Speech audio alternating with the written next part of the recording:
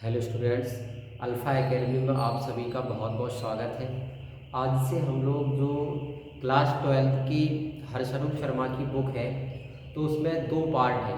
First part में हम लोग चैप्टर नंबर 5 से स्टार्ट करेंगे। तो चैप्टर नंबर 5 में सांतत्ता और अवकलनीयता है, तो उसको हम लोग थोड़ा बाद में पढ़ेंगे। पहले हम लोग उसके लिए अवकलन को देखेंगे, क्योंकि जब हम लोग अवकलन यानी कि डेरिवेटिव समझ लेंगे उसके बाद से सांतत्ता और अवकलनीयता को पढ़ना आसान होगा। तो सबसे पहले हम लोग आज अवकलन पढ़ेंगे, उसके बाद में फिर हम लोग सांतत्ता और अवकलनीयता पाएंगे और हम लोग सीरियल से चलेंगे।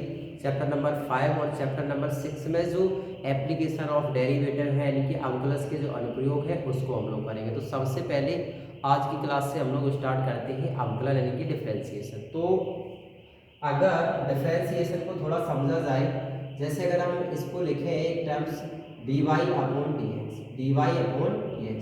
तो एक्चुअल में अगर देखा जाए कि ये जो dy अपॉन dx लिखा है इसका मीनिंग क्या है। इसका मीनिंग ये है कि x के मान में जो परिवर्तन हो रहा है, x के मान में जो परिवर्तन हो रहा है उसकी वजह से y में क्या चेंजमेंट है। यानी कि अगर हम देखें कि x में परिवर्तन की वजह से x में परिवर्तन की वजह से x में परिवर्तन की वजह से y में होने वाला परिवर्तन। तो अगर हम ये देखें कि x के रिस्पेक्ट में y कितना चेंज हो रहा है, इसी का मीनिंग क्या है कि x के सापेक्ष हम y का क्या करेंगे, अवकलन करेंगे।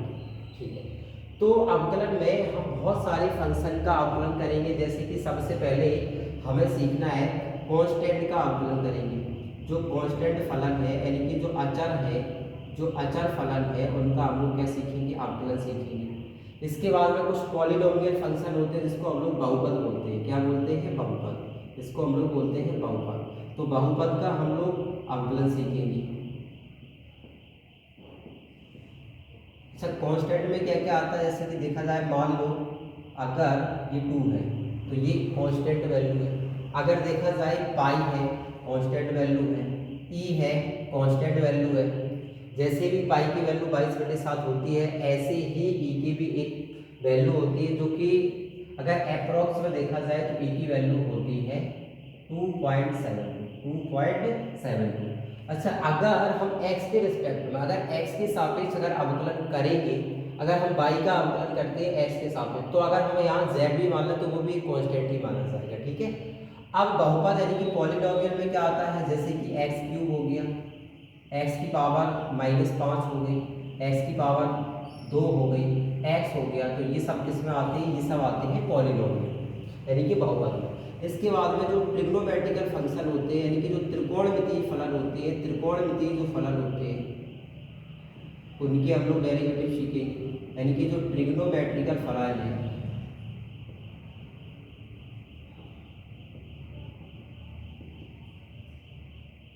ट्रिग्नोमेट्रिकल जो फंक्शन है उनके हम लोग डेरिवेटिव सीखेंगे। जैसे कि sin x, cos x, tan x, तो ये सारे हम लोग सीखेंगे। इसके बाद में हम लोग जो प्रतिलोम त्रिकोणमितीय फलन है, जो प्रतिलोम त्रिकोणमितीय फलन है यानी कि जो इनवर्स ट्रिग्नोमेट्रिकल फंक्शन है, उनके भी अवकलन हम लोग देखेंगे। इनवर्स ट्रिग्नोमेट्रिकल फंक्शन में जैसे कि साइन इनवर्स एक्स है, कॉस इनवर्स एक्स है, तो ये सारे हम लोग देखेंगे। इसके बाद में जैसे लघुगणक वाले फलन हो गए, तो लघुगणक वाले फलन यानी कि इसको लॉगरिथम बोलते हैं। क्या बोलते हैं, लॉगरिथम। तो इनको हम लोग देखेंगे। जैसे मान लो log x हो गया, ठीक है, log x² हो गया, इनको देखेंगे। इसके बाद में कुछ आते हैं एक्सपोनेंशियल फंक्शन। कौन से आते हैं, एक्सपोनेंशियल फंक्शन, एक्सपोनेंशियल। ठीक है, तो इनको चर घातांकीय बोलते हैं। क्या बोलते हैं, चर घातांकीय। इसको बोलते हैं चर घातांकीय फलन। तो जो चर घातांकीय फलन होते हैं उनके डेरिवेटिव को हम लोग समझेंगे। उनके डेरिवेटिव जैसे कि e की पावर x हो गया, तो ये क्या है, एक चर घातांकीय है। तो आज हम लोग इनके सम के बारे में डिस्कस करने वाले हैं।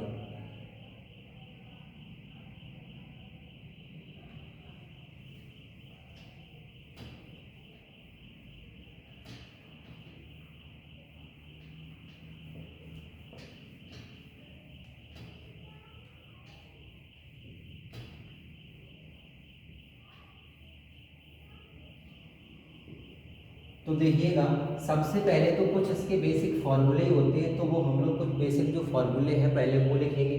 हम साइड से आज पहला लेक्चर है तो इसलिए यहाँ पे हम साइड से कुछ फार्मूलेस लिखे दे रहे हैं जिनको आप लोग अच्छे से देख सकते हैं। तो सबसे पहले अगर हम देखा जाए जो हमने पॉलिनोमियल फंक्शन बताया यानी कि जो x की पावर n होता है, अगर हम लोग उसका डेरिवेटिव ले लें, उसका x की पावर n का डेरिवेटिव ले लें। अच्छा ये जो d/dx लिखा है इसका मीनिंग क्या है, x के सापेक्ष अगर हम इसका अवकलन करेंगे तो वो होता है nx n माइनस 1। इसके बाद में डेरिवेटिव अगर हम लोग देखें e की पावर x का, तो e की पावर x का डेरिवेटिव e की पावर x ही होता है।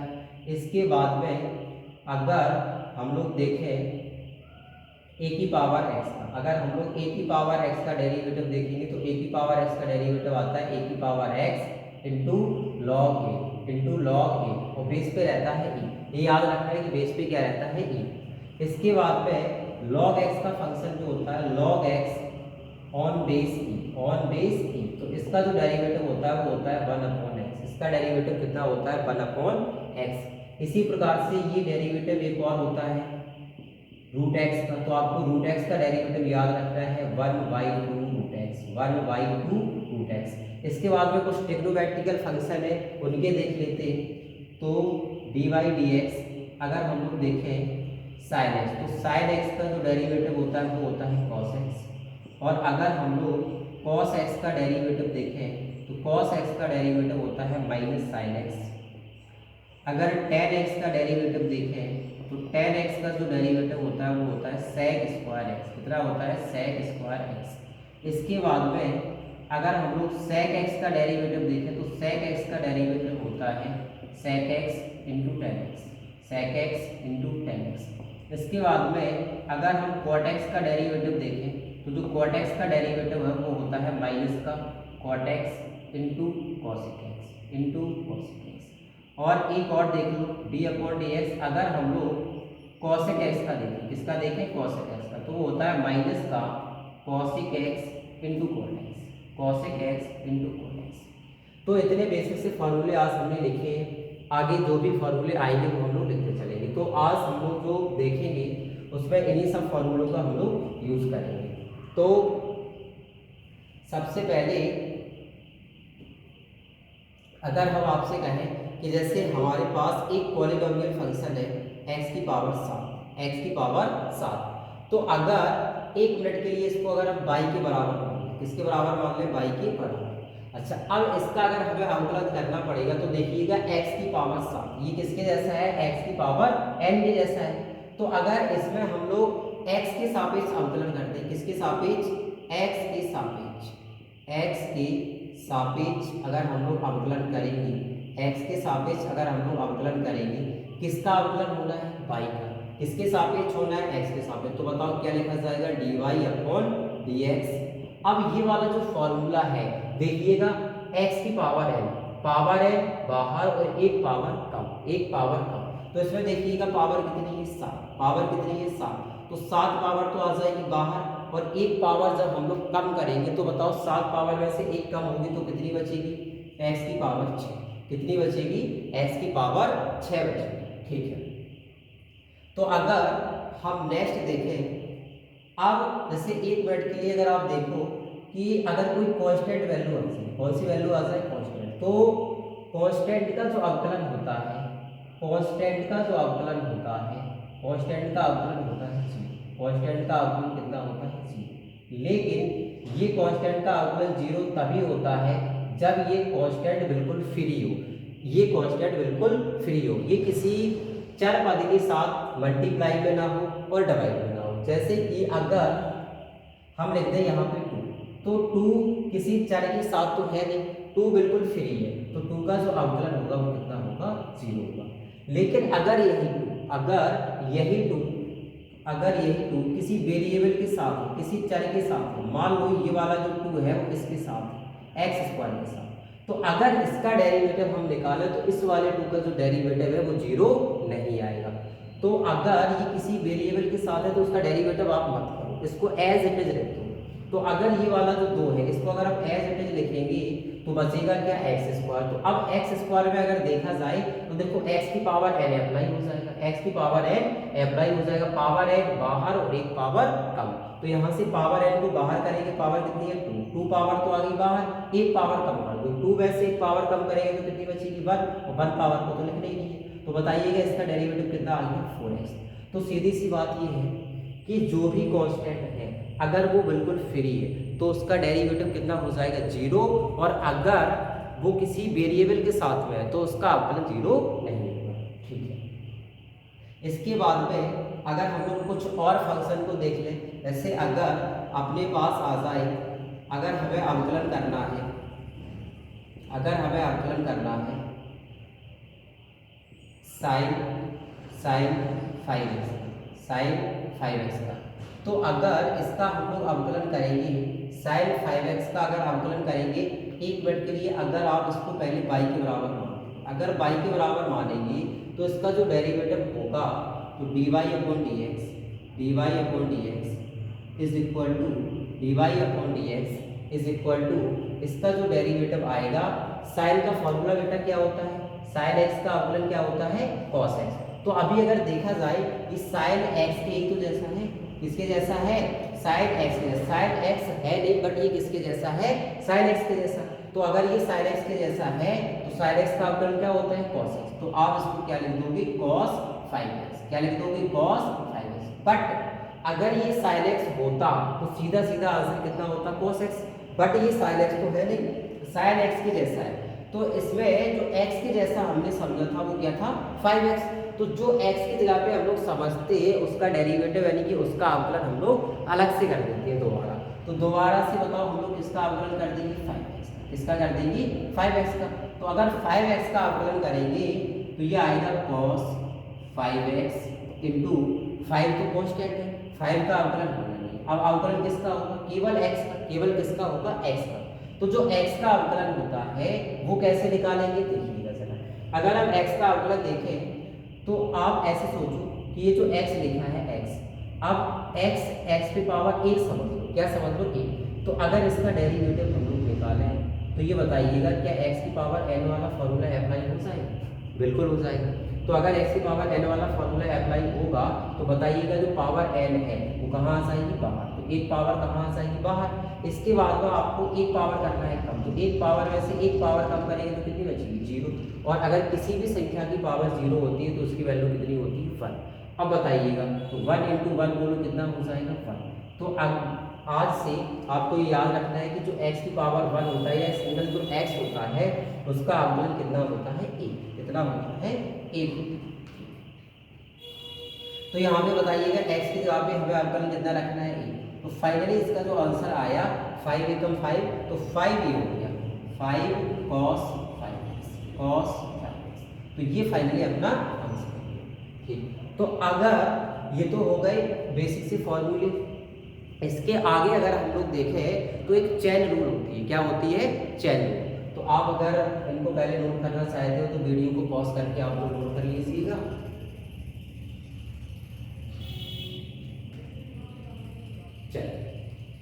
तो अब आगे हम लोग देखेंगे कि चेन रूल से अवकलन हम लोग कैसे करते हैं, चेन रूल से अवकलन हम लोग कैसे करते हैं। तो अगर चेन रूल को देखा जाए तो चेन रूल में क्या है,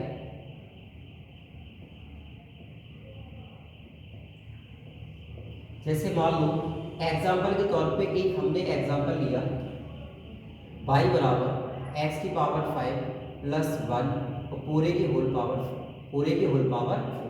इसका हमें x के सापेक्ष अवकलन करना है। क्या करना है, इसका हमें x के सापेक्ष अवकलन करना है। तो अगर हम इसका x के सापेक्ष अवकलन करेंगे तो ये बताइएगा ऐसा फॉर्मूला तो हमने सीखा नहीं है। तो अगर एक मिनट के लिए आप ऐसे समझो, अगर ये x होता तो इसका फॉर्मूला क्या बन जाता बताओ x की पावर n। कौन सा फॉर्मूला अप्लाई हो जाता x की पावर n, बट ये x तो है नहीं। आप बस ये समझो कि ये x के जैसा है तो आप यही फॉर्मूला अप्लाई। तो अगर ये x होता तो x की पावर n बताइएगा कहाँ आ जाती बाहर।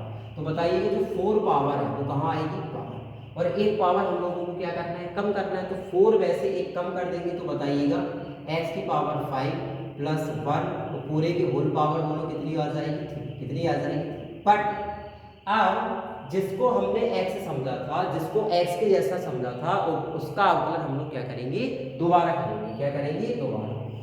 तो d अपॉन डी एक्स बताओ किसका करना है, x की पावर 5 प्लस 1, इसका हमें दोबारा से अवकलन करना है। तो अगर इसका दोबारा से करेंगे तो ये 4 x की पावर 5 प्लस 1 होल क्यूब। अब इधर देखिएगा x की पावर n, देखो फिर से आ गया x की पावर n, पावर n बाहर, एक पावर कम। तो बताइएगा कि 5 आ गया बाहर, एक पावर हो गया कम, तो कितनी बची, 4। अब प्लस लगाया तो आप भी प्लस लगा दो।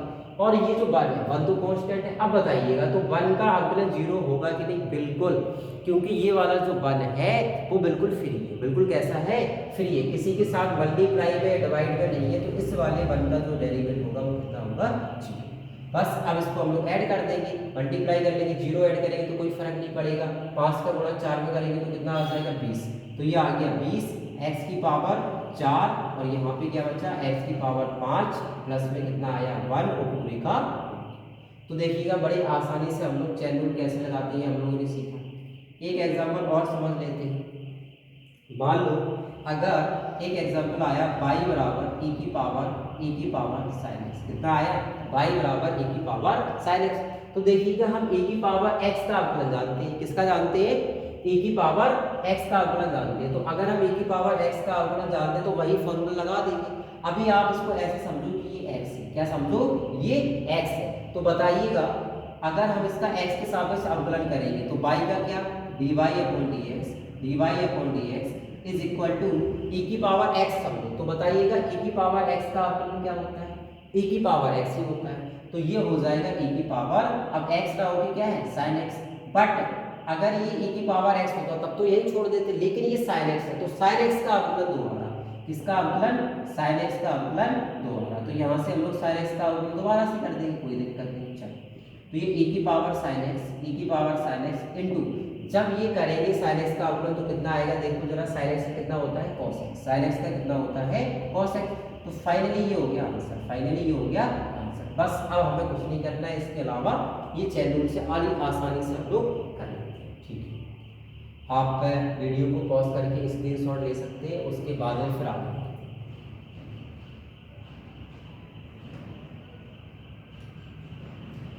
चलिए आगे के देखते हैं।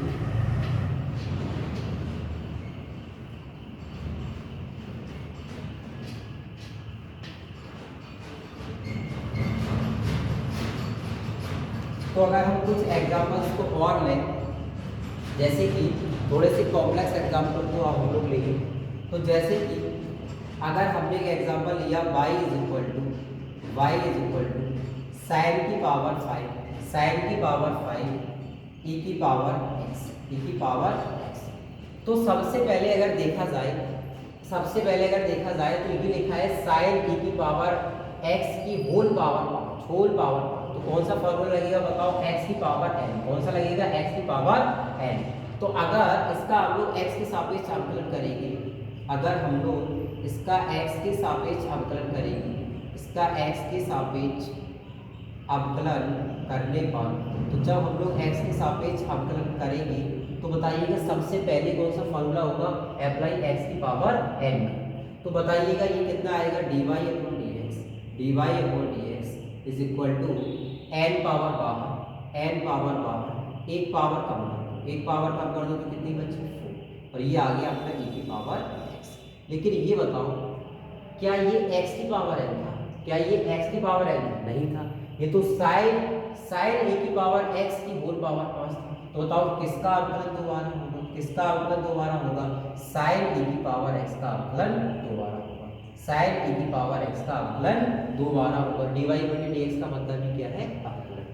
तो जब इसका अवकलन दोबारा करेंगे तो ये 5 sin की पावर 4 e की पावर x, और यहाँ जब दोबारा अवकलन करेंगे तो आप इसको sin x समझ लो, sin x है नहीं बट sin x समझ लो। अब sin x का अवकलन क्या होता है, cos x। तो यहाँ पे हम लोग बताओ क्या लिख देंगे, cos e की पावर x। अब ये बताइएगा क्या ये x था, नहीं था। तो अगर ये x नहीं था तो इसको हमने e की पावर जो x है इसका अवकलन फिर से कर देना है, तो जब इसका अवकलन फिर से करेंगे तो ये अपना आ गया 5 sin की पावर 4 e की पावर x cos e की पावर x इंटू में e की पावर x का अवयव देखिएगा क्या होता है, e की पावर x का अवयव e की पावर x, e की पावर x।